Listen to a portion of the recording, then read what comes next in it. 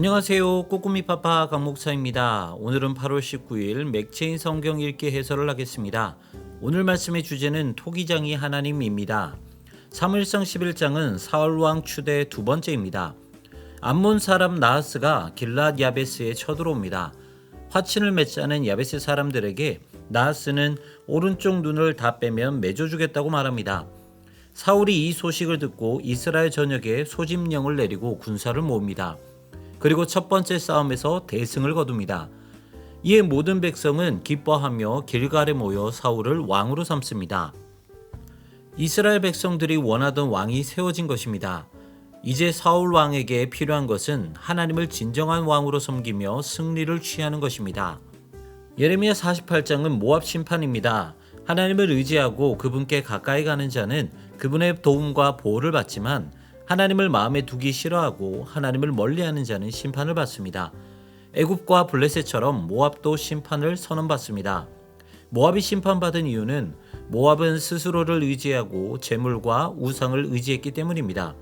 무엇보다 그들은 하나님께 대하여 교만하였고 이스라엘을 조롱하였습니다. 그렇기 때문에 모압은 하나님께 심판을 당할 것입니다. 로마서 9장은 참된 하나님의 자녀입니다. 바울은 이스라엘 사람들 때문에 큰 근심이 있다고 말합니다.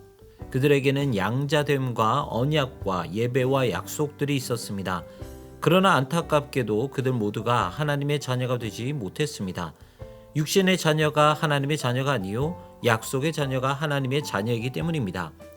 약속의 자녀는 하나님의 택하심 안에 있습니다. 바울은 이것을 토기장이 비유로 설명합니다. 토기장이는 진흙 한 덩이로 귀한 그릇을 만들 수 있고 천한 그릇도 만들 수 있습니다. 이처럼 하나님은 무엇이든 하실 수 있으십니다. 그리고 누구도 하나님의 뜻에 뭐라 할 수 없습니다. 하나님의 긍휼로 구원받은 자들은 그저 하나님께 감사드리는 것 외에 할 수 있는 것이 없습니다. 모든 것은 하나님의 주권 안에 있습니다. 시편 25편은 하나님을 의지하는 왕입니다. 다윗은 참으로 하나님을 의지하였습니다.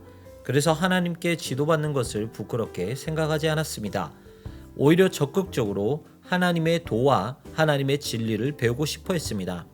그는 하나님을 의지하고 하나님께 지도받는 것이 평안을 누리는 방식이라는 것을 알고 있었습니다. 하나님은 자기를 경외하는 자들을 친밀하게 대하십니다. 하나님은 은혜를 베푸시고 죄를 사하시며 모든 환난에서 보호하십니다. 그러므로 우리는 하나님을 마음에 두고 하나님을 가까이 해야 합니다. 우리는 하나님을 인정하는 삶을 살아야 합니다. 나의 구원자, 나의 도움, 나의 피난처, 나의 길과 진리로 하나님을 인정하며 그분 앞에 겸손히 엎드려야 합니다. 이렇게 하나님을 인정하면 하나님의 손에 들림받게 될 것이고 하나님의 손에 들림받는 자는 어떤 모습이든 귀하게 사용되어질 것입니다. 토기장의 하나님은 우리의 인생을 가장 아름답게 빚으시는 분이십니다. 그것을 신뢰하는 오늘 하루가 되시기를 소망합니다. 지금까지 꼬꼬미파파 강목사였습니다. 내일 다시 만나요.